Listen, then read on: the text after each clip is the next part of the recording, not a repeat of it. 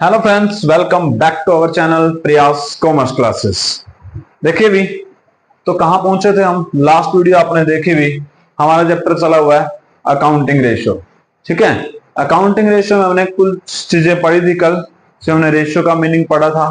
ठीक है, इसमें आपके टाइप्स ऑफ रेशियो पढ़े थे, प्योर रेशियो, इसके अलावा परसेंटेज में रेशियो वो की जा सकती है, शो कर सकते हैं आप, इसके अलावा फ्रैक्शन में या फिर टाइम्स में। ठीक है, इसके बाद रेशियो का मीनिंग आया था। फिर हम रेशियो जो हम इस चैप्टर से रिलेटेड है अकाउंटिंग रेशियो से, एक रेशियो जो फर्स्ट थी हमारी लिक्विडिटी रेशियो। लिक्विडिटी रेशियो हम पढ़ रहे थे और लिक्विडिटी रेशियो हमने एक फॉर्मूला कंप्लीट किया था जिसका नाम था करंट रेशियो। ठीक है, तो उसी चीज टॉपिक को हम आगे कंटिन्यू करते हुए क्या करते हैं, आज का टॉपिक क्विक रेशियो। ठीक है, यानी कि लिक्विडिटी के अंदर हमारे दो ही फॉर्मूले हैं, एक कौन सा करंट रेशियो और दूसरा भी हमारा क्विक रेशियो। ठीक है, तो क्विक रेशियो,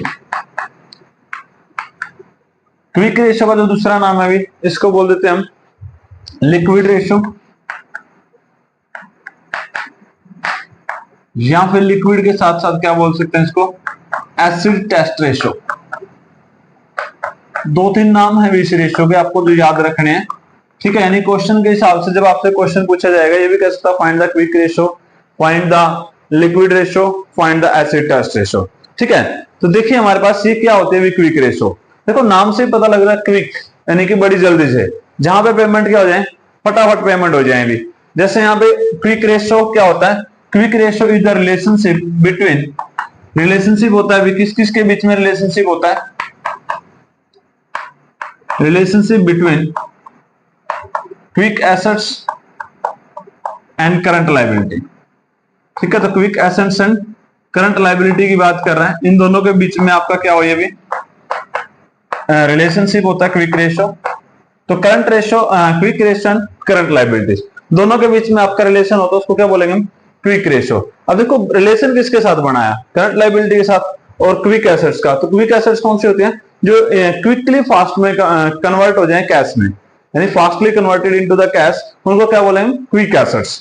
अब क्विक एसेट्स देखिए, जो करंट एसेट्स थी उसको भी हमने ये बोला था कि जो कैश में कन्वर्ट हो सकती है, लेकिन उनके लिए टाइम पीरियड कितना रखा था हमने, 1 ईयर। लेकिन यहाँ पे क्या 1 ईयर से भी फास्ट हो गए, यानी कि यहाँ लगभग 1 मंथ में हम जो कैश में कन्वर्ट कर सकते हैं उनको क्या बोलेंगे, क्विक एसेट्स। ठीक है, अब देखो क्विक रेशियो जो है इसका जो फॉर्मूला हमारा बनेगा भी, तो हमारा मीनिंग होगा कि रिलेशनशिप है किस किस के बीच में, क्विक एसेट्स और करंट लायबिलिटी के बीच में। अब जो फॉर्मूला है इसका बनेगा, फॉर्मूला कहता है quick ratio equal to quick assets divided by current liability, क्योंकि रिलेशन इन दोनों के बीच में है तो यही आएगा भी। तो quick assets by current liabilities. अब देखिए इसकी जो आइडल रेशियो है वो कितनी बढ़ेगी भी, 1:1। इसको हम आइडल रेशियो क्या है इसकी, 1/1। क्विक रेशियो क्या है, जो आपकी इमीडिएटली कैश में कन्वर्ट हो जाए, यानी कि 1 मंथ 2 मंथ में जो कैश में कन्वर्ट हो जाए उसको क्या बोलते हैं, क्विक एसेट्स। तो करंट लायबिलिटी का आपको 1 साल में पेमेंट करनी है।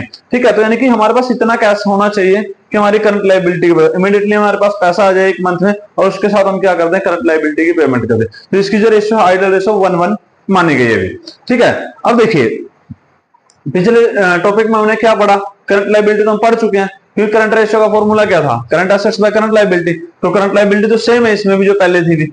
अब नई चीज क्या आ रही है, क्विक एसेट्स। तो क्विक एसेट्स अगर आप देखोगे तो क्विक एसेट्स वो सारी ही आपकी क्या होते हैं भी,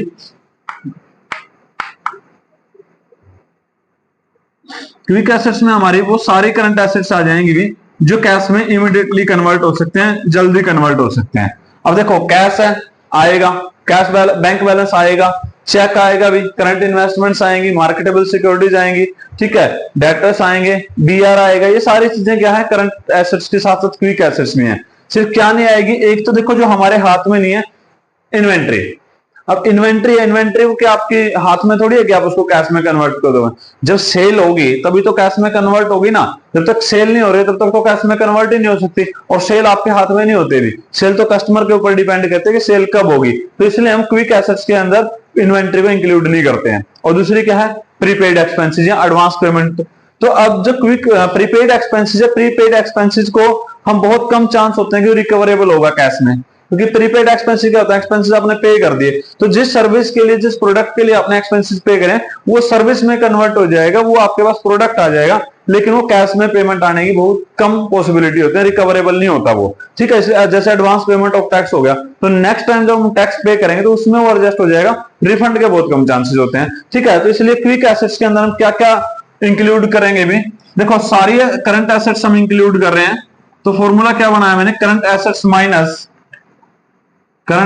माइनस एक तो क्या आ गया इन्वेंट्री, तो हम इसमें इन्वेंट्री को इंक्लूड नहीं करते भी, और दूसरा किसको इंक्लूड नहीं कर रहे हैं भी, प्रीपेड एक्सपेंसेस।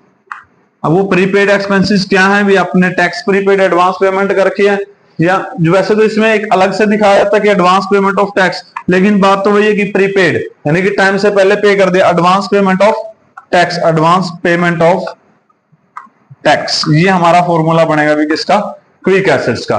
तो क्लियर है अभी, यहाँ पे करंट एसेट्स हमने कल पढ़ लिया था, क्विक एसेट्स आज पढ़ा है, यानी कि अभी भी मैं बताऊं तो आपके पास क्या क्या आ जाएंगी क्विक एसेट्स के अंदर, cash balance, bank balance, cheque in hand, या बैंक जिसके हम क्या बोलते हैं ड्राफ्ट बोलते हैं अभी, या इसके अलावा आपकी short term loan and advances, debtors, BR, इसके अलावा और क्या क्या हो जाएंगे भी आपके, यानी कि सिर्फ आप अदर करंट लायबिलिटी को छोड़ दीजिए और इन्वेंट्री को छोड़ दीजिए, बाकी सारी चीजें आपकी क्विक एसेट्स भी होती हैं अभी।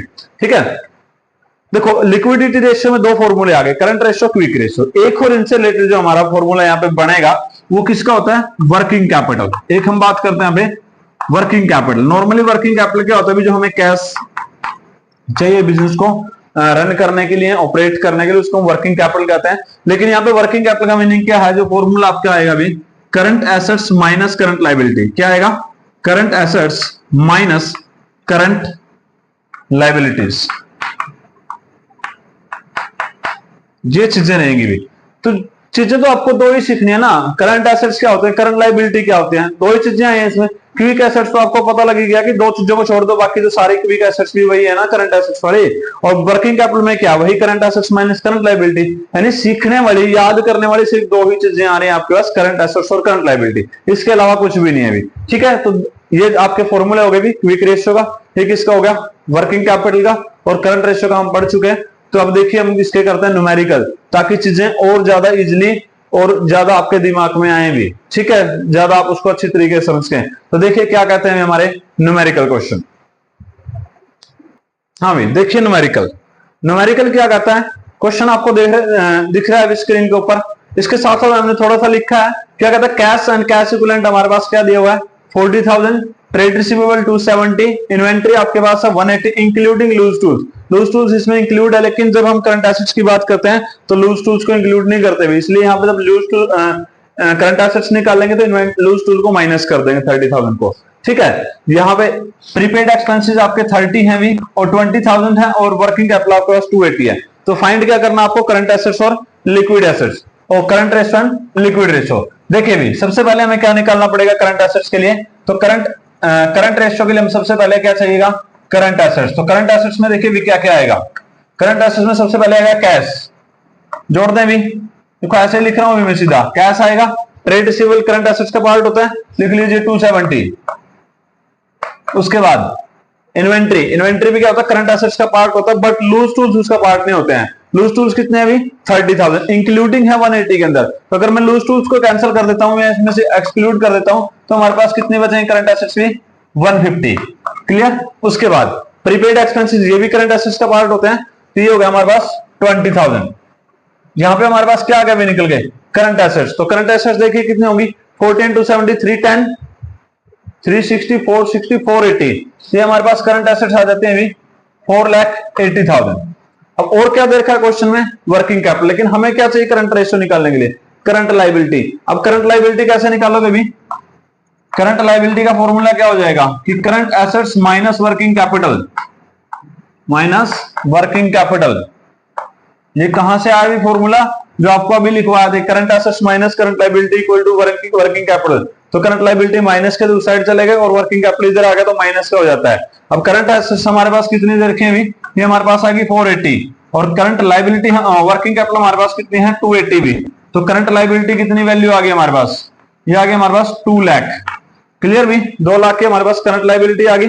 अब देखिए करंट रेशियो कितनी आ जाएगी, करंट रेशियो हमारे पास आ जाएगी करंट लायबिलिटी और करंट एसेट्स, सॉरी, और बाय में करंट लायबिलिटी, तो 280 बाय 480 बाय 2 लाख, जीरो के साथ जीरो कैंसिल हो गया, क्या बच जाता है 4820। अगर हम इसको काट दें तो कितना आएगा अभी 2.4 बाय 1, यानी कि हमारी रेशियो क्या आ गई 2.4:1। फर्स्ट आंसर तो हमारा ये हो गया अभी। ठीक है, सेकंड आंसर क्या होगा इसमें से, इसने पूछा लिक्विड एसेट्स भी, लिक्विड एसेट्स या सॉरी लिक्विड रेशो, तो लिक्विड रेशो कौन सी होती है क्विक रेशो। क्विक रेशो का फॉर्मूला क्या होता है अभी, quick assets by quick ratio equal to quick assets by current liability, quick assets by current liability. अब क्विक एसेट्स कितनी दे रखी है अभी, अब क्विक एसेट्स आपको बताया था कि सारी चीजें आते हैं, इसमें क्या नहीं आता, सिर्फ प्रीपेड एक्सपेंसेस को छोड़ दीजिए, इन्वेंट्री को छोड़ दीजिए, बाकी तो सारी करंट एसेट्स किसके बराबर होते हैं, क्विक एसेट्स होती हैं। तो यहाँ पे देखिए कैश आएगा 40, ट्रेड रिसीवेबल आएगा भी, तो दोनों क्या आपके पास ये करंट एसेट्स हैं, यानी कि इसी को हम क्या बोले क्विक एसेट्स, क्योंकि हमारे पास यहाँ पे 4 टर्म थे, 4 में से हमने क्या छोड़ दिया, इसमें भी इन्वेंट्री को छोड़ दिया, हमने इसमें प्रीपेड एक्सपेंसेस को छोड़ दिया, तो क्या बची क्विक एसेट्स में भी आपके पास कैश 40,000 एंड 270 हमारे पास क्या आ गया भी trade receivable bye current liability same है ये भी 2 लाख, तो हमारे पास आ गया 3,10,000 डिवाइडेड बाय 2 लाख, तो कितना आएगा अभी हमारे पास कट के, यहां पे आ जाएगा 31/20।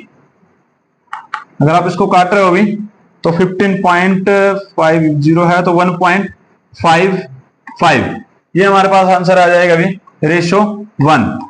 इसको डिवाइड करने के बाद ये आएगा, तो हमारा आंसर क्या आएगा 1.55:1, ये हमारा आंसर निकल गया अभी किसका क्विक रेशियो का। तो ये हमारा क्वेश्चन सोल्व हो गया अभी। देखते हैं नेक्स्ट, क्योंकि इसको टॉपिक से हम 2-3 क्वेश्चन करेंगे ताकि टॉपिक सारा क्लियर हो जाए अभी। ठीक है, देखिए नेक्स्ट क्वेश्चन, देखिए भी नेक्स्ट क्वेश्चन हमारे पास क्या है, क्वेश्चन आपको स्क्रीन पे दिख भी रहा है अभी। तो क्या कहता है क्वेश्चन, कहता है करंट रेशियो हमारे पास 2.5:1 है, क्विक रेशियो हमारे पास 0.95:1 है, और करंट एसेट्स हमारे पास क्या है अभी 17 लाख। आपको फाइंड क्या करना है, current liability, quick assets and inventory. देखिए भी कैसे होगा। अब देखिए सबसे पहले हमारे पास क्विक रेशियो करंट रेशियो का फॉर्मूला दिया हुआ अभी। अब करंट रेशियो किसके बराबर होती है अभी, करंट एसेट्स, अगर मैं करंट रेशियो की बात करूं तो current assets by current liability. तो हम क्या मानेंगे इसको, ये करंट एसेट्स है अभी, ये करंट लायबिलिटी है, क्योंकि रेशियो तो वही आ रही है ना इसके अकॉर्डिंग। ये किसके बराबर हो जाएगी, अब करंट एसेट्स हमारे पास कितनी है 17 लाख, क्वेश्चन में दे रखा है अभी 17 लाख, जबकि करंट लायबिलिटी जो है वो हमें नहीं दे रखा। तो हमने यहाँ पे क्या रख लिया इसको, कि जब हमने करंट फॉर्मूला रखा कि करंट रेशियो जो हमारे पास है वो क्या है 2.5/1 है, तो वही क्या फॉर्मूला क्या करता है current assets by current liability. तो किसके बराबर होगा 2.5 17 लाख के बराबर है, और 1 जो है वो करंट लायबिलिटी के बराबर होगा। तो करंट लायबिलिटी की वैल्यू निकाल लेते हैं हम सीधा यहां से। तो क्या होगा अभी क्रॉस मल्टीप्लाई कर लेते हैं, 17 लाख यहां पे क्या होगा इक्वल टू 2.5 करंट लायबिलिटी। तो करंट लायबिलिटी फाइंड करने तो 2.5 क्या हो जाएगा वहां पे जाके डिवाइड में हो जाएगा अभी, तो डिवाइड कर दीजिएगा इसको।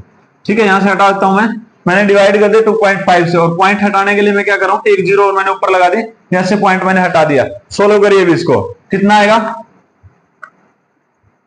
6 बचेगा हमारे पास, कितना भी 28 यहां तक आ चुका है, उसके बाद 0 कितने बच गई 4। तो आंसर क्या आ गया हमारे पास, करंट लायबिलिटी की वैल्यू कितनी आ गई 6,80,000। फर्स्ट पॉइंट जो हमारा आंसर है वो क्लियर हो गया, क्या आ गया हमारे पास करंट लायबिलिटी की वैल्यू 680। नेक्स्ट उसके बाद क्या कहता है अभी क्विक एसेट्स निकालने हैं। अब क्विक एसेट्स का फॉर्मूला क्या होता है अभी, क्विक एसेट्स का फॉर्मूला तो ये होता है ना कि करंट एसेट्स माइनस इन्वेंट्री या फिर प्रीपेड एक्सपेंसेस। अब हमारे पास करंट एसेट्स तो हैं, बट हमारे पास ना तो इन्वेंट्री की वैल्यू ना हमारे पास क्विक एसेट्स की वैल्यू है, लेकिन हमारे पास क्या है क्विक एसेट्स की वैल्यू दे रखी है। क्विक रेशियो किसके बराबर है अभी हमारे पास 0.95/1, यही हमारे पास क्विक रेशियो दे रखी है। क्विक तो इसको क्या मानो quick assets by current liability. तो यहाँ पे क्या हो जाएगा quick assets by current liability. अब करंट लायबिलिटी की वैल्यू तो हमें पता है अभी, वो वैल्यू पुट कर देते हैं, कितने आ जाएगी 680, यही आ गई। क्रॉस मल्टीप्लाई कर दीजिए अभी, क्रॉस मल्टीप्लाई कर दीजिए किसके बराबर, यहाँ क्या आ गया क्विक एसेट्स किसके बराबर आ जाएगा 680 मल्टीप्लाई 0.95। तो 0.95 के साथ जब मल्टीप्लाई करोगे तो आंसर कितना आना चाहिए हमारे पास, करिए मल्टीप्लाई फटाफट, कितना आंसर आएगा हमारे पास 646। कितना आंसर आएगा अभी 646। यहां पे ये आंसर आ जाएगा जब हम इसकी मल्टीप्लाई करते हैं तो। ठीक है, क्लियर है अभी। अब देखिए उसके बाद क्या कहता है, इन्वेंट्री और निकाल दीजिए जी। तो इन्वेंट्री का फॉर्मूला क्या होगा अभी, यहां पे करंट एसेट्स और करंट क्विक एसेट्स के बीच में डिफरेंस जो होता है वो किसका होता है अभी, किसका डिफरेंस होता है, सिर्फ प्रीपेड एक्सपेंसेस और सिर्फ इन्वेंट्री का। अब क्वेश्चन में जब प्रीपेड एक्सपेंसेस नहीं दे रखे तो डिफरेंस किसका होगा, सिर्फ और सिर्फ इन्वेंट्री का। तो इन्वेंट्री किसके बराबर आ गई, current assets minus quick assets. और करंट एसेट्स हमारे पास कितनी आई है अभी, वो आई है हमारे पास 17 लाख।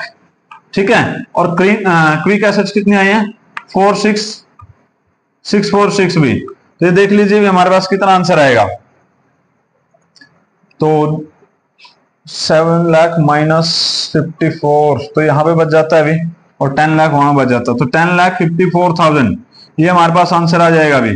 क्या आंसर आया, 10,54,000। तो ये था अभी, देखो चीजें तो वही आ रही हैं, सिर्फ क्या है घुमा फिरा के क्वेश्चन पूछे गए हैं कि यहाँ पे आपको करंट रेशो दे दी, क्विक रेशो दे दी, करंट एसेट्स दे दी, फिर आपसे चीजें वही पूछ रहा है, दो तीन है तो वही दो तीन चीजें, current assets, quick assets, current liability और एक क्या वर्किंग कैपिटल। पांचवी चीज नहीं आ रही है, सिर्फ 4 तो चीजें हैं इसके अंदर। ज्यादा कंफ्यूज होने की जरूरत नहीं है, सिंपल सिंपल से क्वेश्चन है, इजीली हो जाएंगे आपके। क्लियर है अभी। उसके बाद देखिए नेक्स्ट क्वेश्चन क्या कहता है अभी, इसमें जो और क्वेश्चन होगा जो हमें लगता है कि अच्छा सा क्वेश्चन है वो एक दो और करवा देते हैं अभी। इसके बाद एक और क्वेश्चन है, क्या दे रखा है आपको कि in company the ratio of current assets 32 lakh आपको दे रखे हैं and the current liabilities 20 lakh and ratio क्या होगी उसी हिसाब से 1.6:1। The accountant of the firm is interested, the accountant of firm का वो किस चीज में इंटरेस्टेड है, मेंटेन द करंट रेशो 2:1। वो चाहता है कि 2:1 की रेशो होनी चाहिए भी, क्योंकि आइडल रेशो तो आइडल रेशो भी जाना चाहता है वो। After paying by paying the sum current liability, और उसका जरिया क्या बनाया उसने कि वो करंट लायबिलिटी पे करेगा, उसके थ्रू वो क्या करेगा, रेशो को इंक्रीज करना चाह रहा है अभी। तो compute the amount of current liability that should be paid and that current ratio should be क्या हो जाए आपकी level at 2:1 to be maintain. तो यहाँ पे उसने बोला कि आपको करंट लायबिलिटी पे करें, तो ये बताइए कितनी करंट लायबिलिटी पे करें कि हमारे जो रेशो रहे करंट रेशो वो 2:1 हो जाए। ठीक है, तो देखिए अब हमारे पास अभी जो रेशो है वो गिवन है भी, यानी कि जो करंट रेशो हमारे पास ऑलरेडी है वो हमारे पास 1.6:1 दे। और करंट रेशो किसके बराबर होती है आपको पता है अभी, current assets by current liability. ठीक है, अब यहां पे देखिए, यहां पे जो करंट रेशो मेरे को मेंटेन क्या करनी है अभी, 2:1 पे मेंटेन करनी है, तो मैंने लिख दिया 2/1।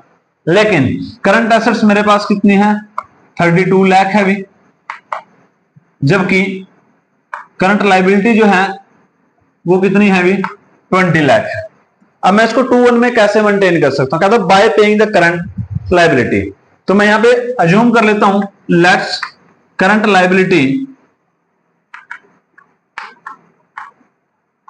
पेड, कितनी पेड करेगी भी, हमने यहां पे अज्यूम कर लिया कि एक्स जो लायबिलिटी है वो पे करेगी। ठीक है, एक्स लायबिलिटी अगर आप पे कर रहे हो, यहां पे थोड़ा सा वही उधर लिख लीजिए इसको, में आ गया। हमने क्या माना अभी कि करंट लायबिलिटी जो पेड करेगी हमने क्या मान लिया एक्स। अब देखिए यहां पे अब रेशियो 2:1 कब आएगी, जब मैं उससे कुछ करंट लायबिलिटी पे करूंगा, यानी करंट लायबिलिटी यहां पे आपको दे रखी है 20 लाख। अब 20 लाख में से कुछ ना कुछ तो पे करूंगा, तो कितना पे करूंगा एक्स, जितना पे करूंगा उतना ही घटेगा भी। और देखो अगर करंट लायबिलिटी क्या मतलब क्रेडिटर्स हैं, बीपी है, ओवरड्राफ्ट है, कुछ भी है, जितना पे करो करंट लायबिलिटी को पेड करने का मतलब क्या कि आपने पेमेंट कर दिया, तो कैश में करी होगी या अपने बैंक से या चेक से पेमेंट करी होगी। ठीक है, तो जब जितनी आपने लायबिलिटी पे करी उतनी आपकी एसेट्स भी तो डिक्रीज हो जाएंगी, करंट एसेट्स डिक्रीज, जितने क्रेडिटर कम हुए उतने का आपका कैश भी कम हुआ होगा, या बैंक ओवरड्राफ्ट कम हुआ है तो उतने का बैंक बैलेंस भी कम हुआ है, यानी कि दोनों चीजें घटेंगी तो बराबर ही। अब देखो ये हमारे पास 2:1 में मेंटेन करना, तो सोल्व कर लीजिए इक्वेशन को। तो इक्वेशन क्या बनेगी हमारे पास, क्रॉस मल्टीप्लाई कर लीजिएगा, 2 के साथ मल्टीप्लाई करेंगे 20 लाख की तो कितना आ जाएगा 40 लाख, 2 की x के साथ माइनस करेंगे तो -2x इक्वल यहां पे क्या आ जाएगा 32 लाख माइनस x। यहां पे देखिए 40 लाख है हमारे पास, माइनस 32 लाख को उधर लेके जाएंगे तो माइनस का हो जाएगा, और इक्वल यहां पे क्या था माइनस के x थे वो उधर आके लेफ्ट टू राइट प्लस का हो जाएगा 2x, वहां माइनस का तो यहाँ किसका हो जाएगा प्लस का। तो यहाँ पे 40 लाख माइनस 32 लाख कितना बचेगा 8 लाख, और यहाँ माइनस x और प्लस के 2x है तो क्या वैल्यू आ जाएगी प्लस के x, यानी कि एक x की जो वैल्यू हमारे पास वो कितनी आ गई 8 लाख की। यानी कि हम कितनी लाइबिलिटी पे करेंगे भी 8 लाख की लाइबिलिटी पे करेंगे तो हमारे पास क्या हो जाएगी रेशो 2:1 आ जाएगी। ये चीज आपको प्रूव भी करनी है, अगर वैसे क्वेश्चन में कहा नहीं गया लेकिन आपको प्रूव करने तो देख लीजिए भी। करंट लाइबिलिटी की रेशो, करंट एसेट्स कितनी थी 32 लाख, 8 लाख पे करने के बाद कितनी बचेगी भी 24 लाख। करंट लाइबिलिटी कितनी थी 20 लाख, 8 लाख पे कर देंगे तो कितने बचेगी 12 लाख। तो 12 यहां पे आ गया, तो माइनस डिवाइड करोगे तो कितना आ गया भी 2/1, यानी कि 2:1 हमारा इसमें क्या आ गया भी आंसर। यही हमें मेंटेन करनी थी, यही हमने मेंटेन की, तो आंसर क्या आ गया हमारे पास we paid current liability of ₹8 lakh. 8 lakh की लाइबिलिटी पे कर देना, अभी आपकी जो रेशियो है वो 2:1 में मेंटेन हो जाएगी। ठीक है, अगर यहाँ पे इसी टाइप का कोई क्वेश्चन आ जाए कि आपको क्या करना है, कुछ एसेट्स को परचेज करके, करंट एसेट्स परचेज करके आप रेशियो को इंक्रीज एंड डिक्रीज करना चाहते हैं तो क्या करोगे, परचेज कर रहे हो तो प्लस कर दीजिए, एसेट्स को परचेज करोगे तो उतना हमारे पास क्या हो जाएगा, या तो अगर क्रेडिट में परचेज करोगे तो लाइबिलिटी बढ़ जाएगी, कैश में परचेज करोगे तो साथ में कैश घटेगा। तो जैसी भी सिचुएशन हो उसके अकॉर्डिंग आपने प्लस माइनस कर देना और इस तरीके से आपके क्वेश्चन सोल्व हो जाएंगे। ठीक है, तो जितने भी न्यूमेरिकल्स हैं इस टॉपिक के वो सारे हमारे ऑलमोस्ट कवर हो गए। ऐसा कोई चीज टॉपिक बचा नहीं, ऐसा कोई न्यूमेरिकल है नहीं जो इससे बाहर जाए, लगभग ऐसे ही न्यूमेरिकल्स हैं सारे। अब इसमें एक दो चीज बचती है थोड़ी सी, जो आपको दे रखा है कि कुछ स्टेटमेंट्स आपको दे रखे हैं और उन स्टेटमेंट्स में आपको ये बताया गया कि आपको ये बताना है कि कुछ ट्रांजैक्शंस अगर होंगी तो उन ट्रांजैक्शंस का आपकी करंट रेशियो पे क्या इफेक्ट पड़ेगा या क्विक रेशियो के ऊपर क्या इफेक्ट पड़ेगा। उस टाइप का एक क्वेश्चन और कर लेते हैं, उसके बाद हम वीडियो को एंड करेंगे यहीं पे। तो देखिए भी हमारा क्या कहता है क्वेश्चन। अब देखिए उसके बाद जो नेक्स्ट क्वेश्चन हमारे पास है, यहाँ पे क्वेश्चन आपको स्क्रीन पे दिख रहा है। क्वेश्चन क्या कहता है, the current ratio of A company, current ratio जो है कंपनी को 2.5:1 है, करंट रेशियो की बात कर रहा है। State the given reason what of the following suggestion would be improve, reduce और नॉट चेंज। आपको बताना है कुछ आपके यहाँ पे ट्रांजेक्शन्स है और उन ट्रांजेक्शन के बारे में आपको बताना है कि उन ट्रांजेक्शन से जो आपकी रेशियो है वो डिक्रीज होगी या फिर इंक्रीज होगी भी। ठीक है, देखिए सबसे पहले तो हमारे पास करंट रेशियो दे रखा है, तो करंट रेशियो कितना दे रखा है 2.5:1, ये चीज हमें दे रखी है। अब यहां पे देखिए भी, अब यहां पे आप अज्यूम भी कर सकते हैं कुछ भी, जब रेशियो है तो रेशियो के अकॉर्डिंग आप मान सकते हैं करंट एसेट्स हमारी कितनी हो जाए। मैं इसको 250 लाख यानी 250 मान लेता हूं और करंट लायबिलिटी को कितना मान लेता हूं 1 लाख, क्योंकि रेशियो के अकॉर्डिंग मानना है मैंने। रेशियो हमारी क्या हो जाएगी 2.5:1 हो जाएगी। यहाँ पे आप 25,000 10,000 मान सकते हो, 2500 और 1000 मान सकते हो, जो भी आपका मन करे कुछ भी आपने यहाँ पे जूम कर लें, सिर्फ ये समझाने के लिए भी आपका रेशियो क्या आपकी 2.5:1। अब इसमें जो फर्स्ट दे रखा है, इसने जो हमारे पास रीजन या स्टेटमेंट दे रखी है, कहता पेमेंट ऑफ ट्रेड पेबल्स।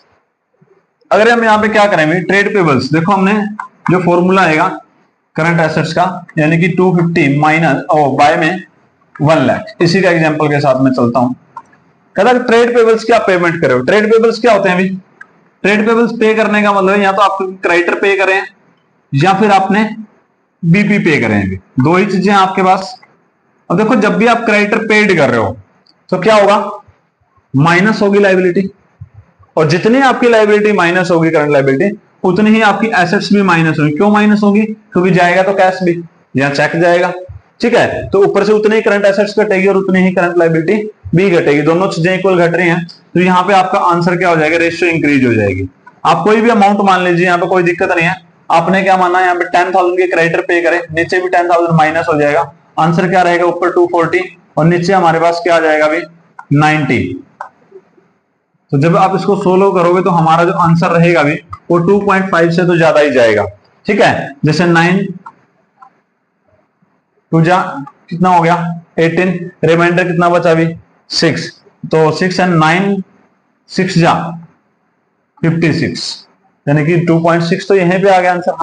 हमें क्या है पहले कितना 2.5, यानी रेशियो क्या हुई इंक्रीज हुई। एक और चीज है देखिए, जब रेशियो कोई भी दे रखी है, सेम अमाउंट ऊपर या नीचे दोनों जगह डिक्रीज हो रहा है तो रेशियो हमेशा बढ़ेगी।